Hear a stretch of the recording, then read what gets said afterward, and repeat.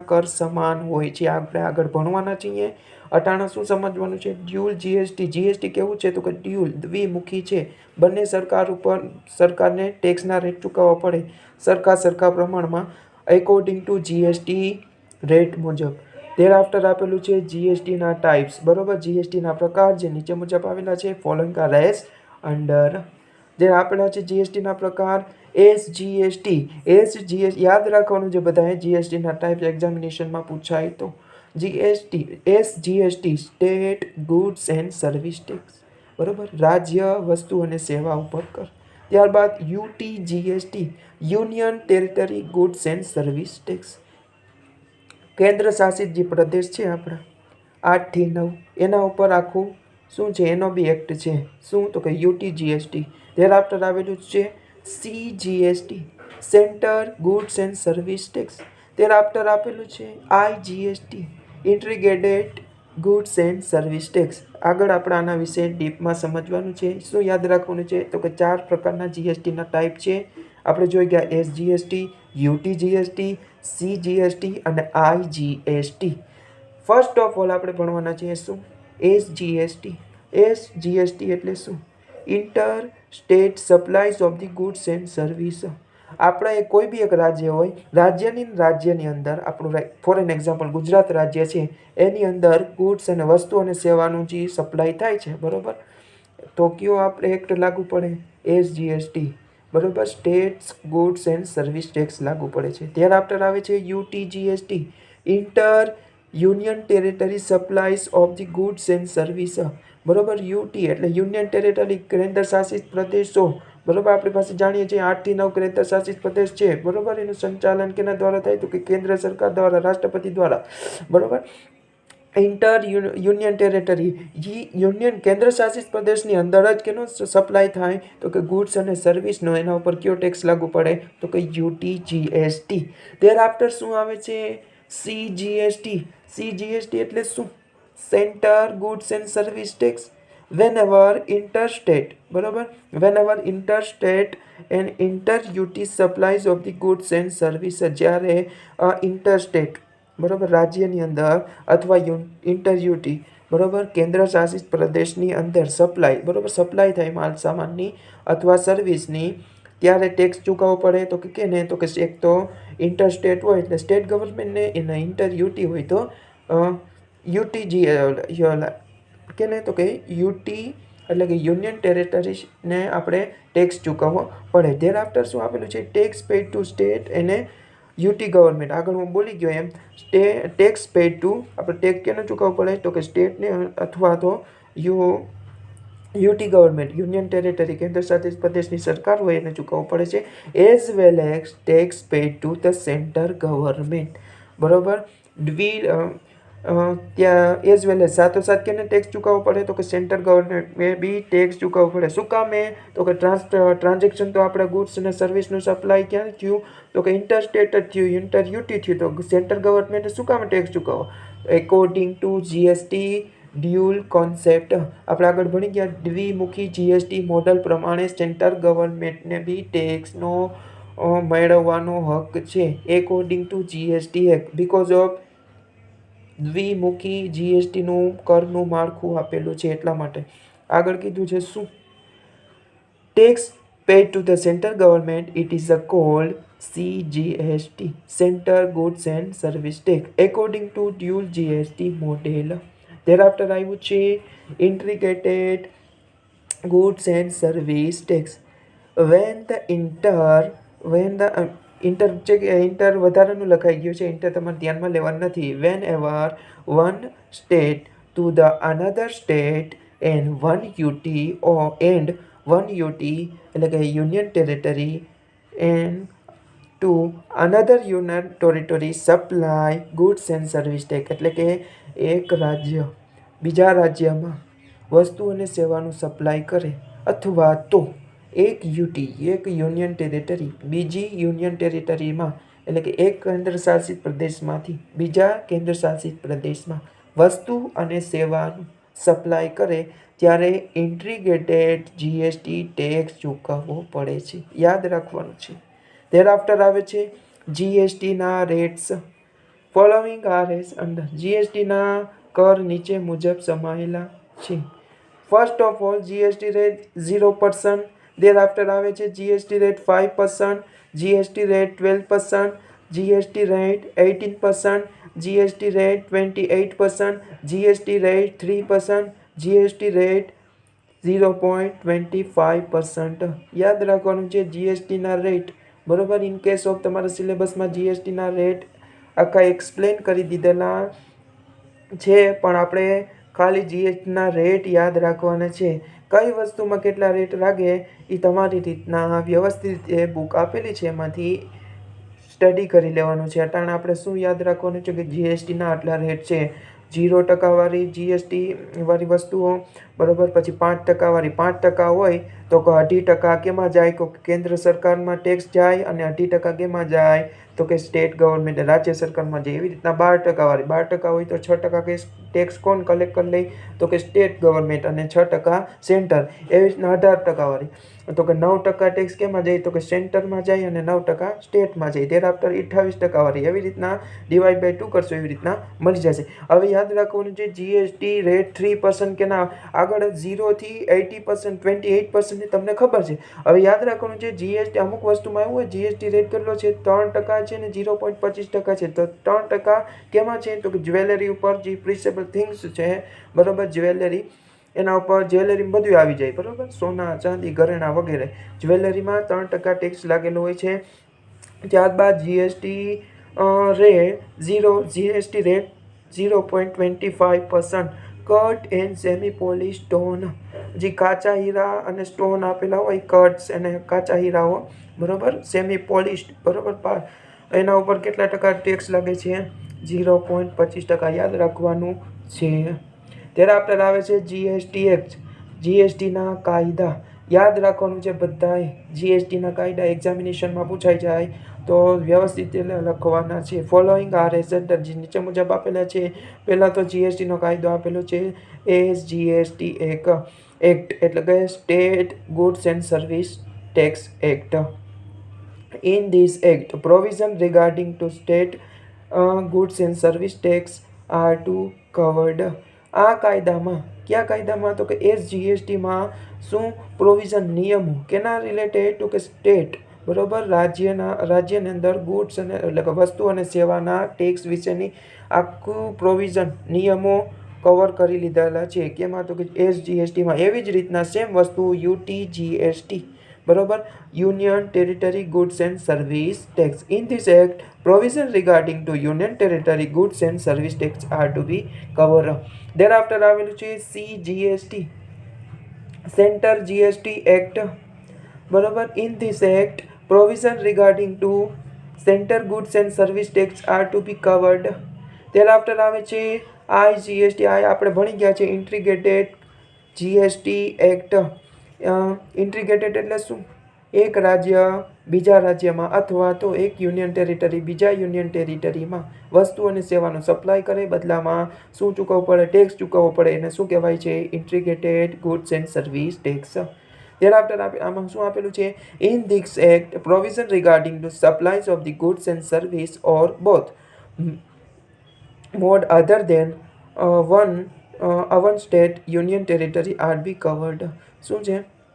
In this provision, in this act, આ કાયદામાં provision આપેલા છે, કેના? નિયમો આપેલા છે. રિગાર્ડિંગ, કેના related? To supply of the goods and service, બરોબર, ગુડ્સ અને વસ્તુ અને સેવાના supply related both the mode, બરોબર. બોથ ધી મોડ એટલે એક રાજ્ય બીજા રાજ્ય, એક યુનિયન ટેરિટરી બીજા union territories are to be covered, બરોબર, અંદર સમાવેશ થઈ જાય છે.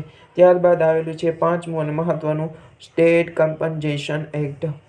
યાદ રાખવાનું છે રાજ્ય વળતરનો કાયદો, રાજ્યને વળતર મળે તેનો કાયદો.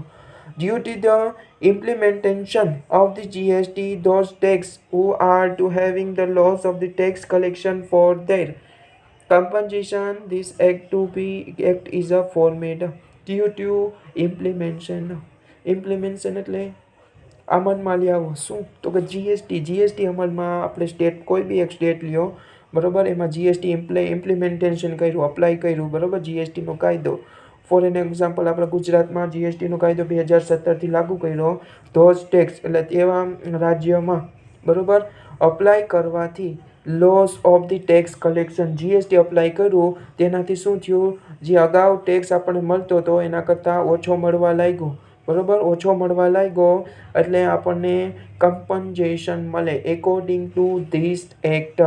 કયો એક્ટ? તો કે state compensation act. For example સાદી ભાષામાં કેવું હોય તો શું તો કે કોઈ બી એક રાજ્ય હોય એ જૂનો ટેક્સ કર જે લાગુ હતો તેમાં શું થતું, કલેક્શન ટેક્સનું વધારે થતું. જ્યારે જીએસટી ઇમ્પ્લિમેન્ટેશન કર્યો, અપ્લાય કર્યો, એના રાજ્ય ઉપર લગાવવામાં આવ્યો ત્યારે જીએસટીનું લગાવવાથી એના ટેક્સ કલેક્શનમાં લોસ થવા માંડ્યો, એટલે કે ટેક્સ કલેક્શન ઓછો થવા માંડ્યો. તો આ કાયદા પ્રમાણે સેન્ટ્રલ ગવર્મેન્ટ તમને શું કમ્પન્સેશન વળતર ચૂકવશે, બરોબર યાદ રાખવાનું છે.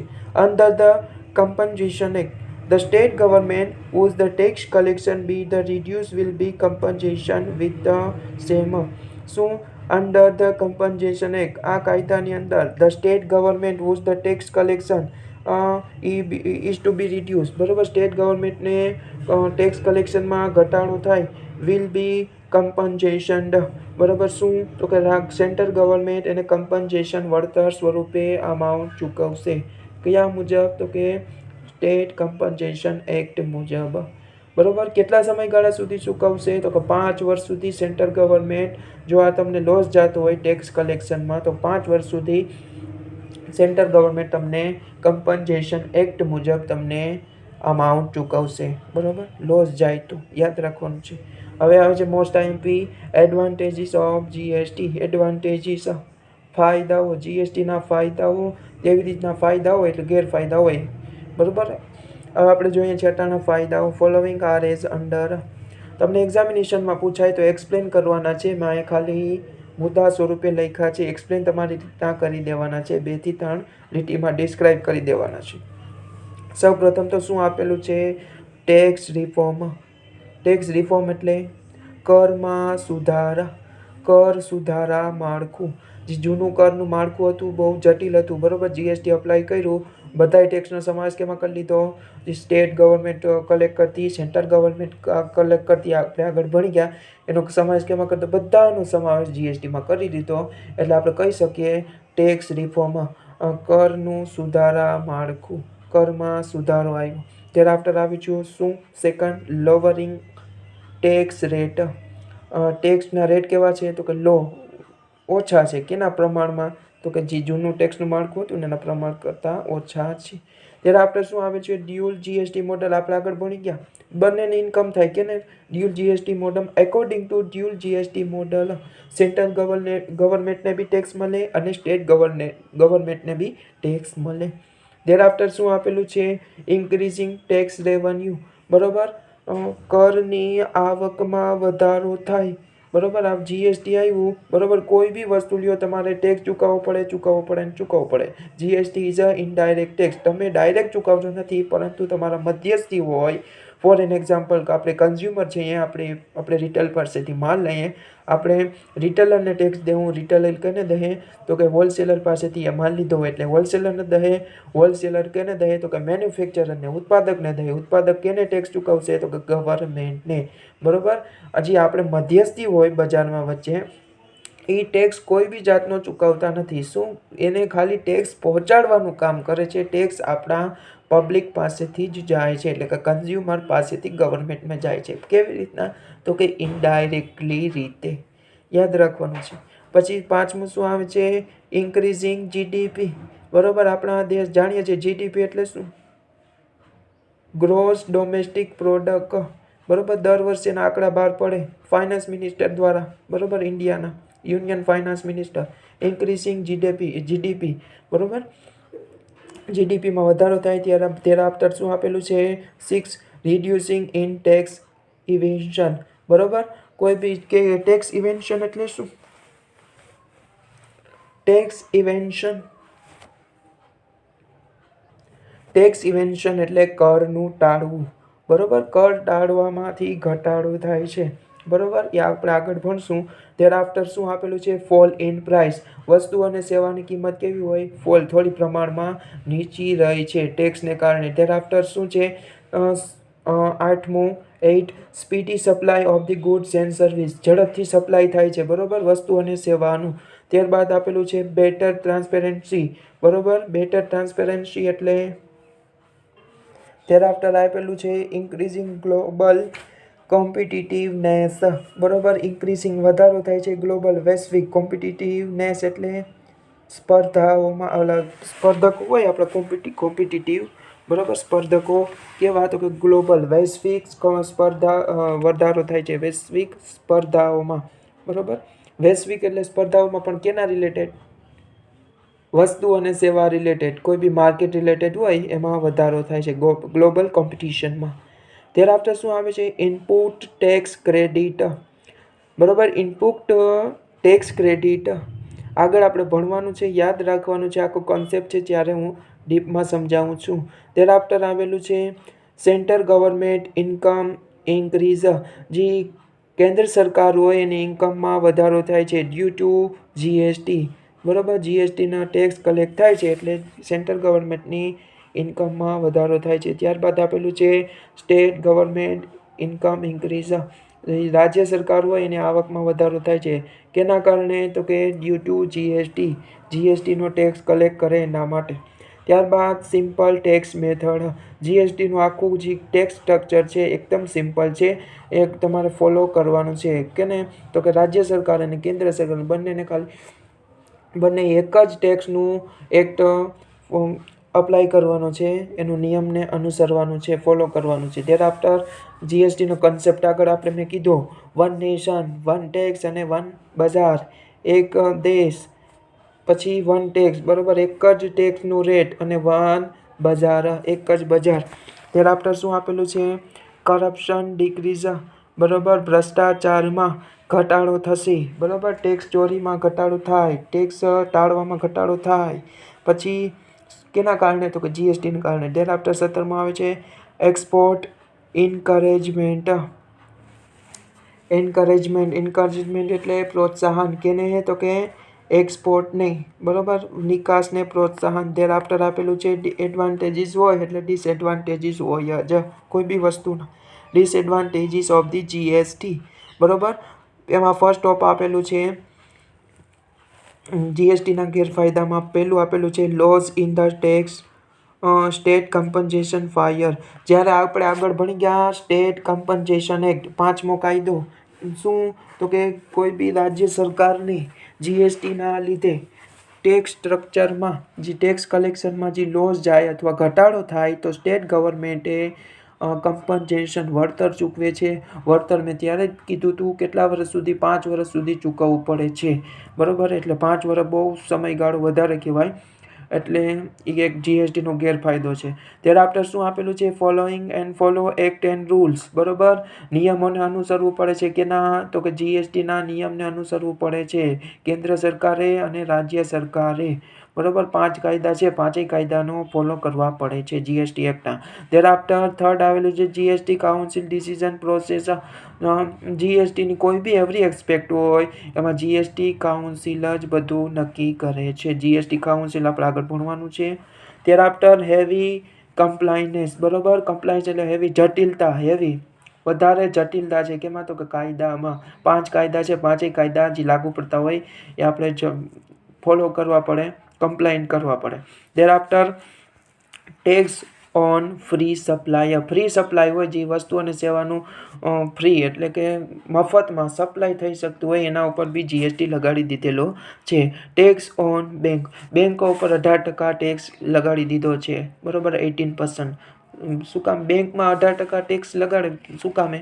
તો કે most of transaction regarding finance કેમાં થાય છે? તો કે બેંકમાં. બેંક ઉપર 18% ટેક્સ લગાડે એટલે ગવર્મેન્ટને ઇન્કમ થાય. કે ને?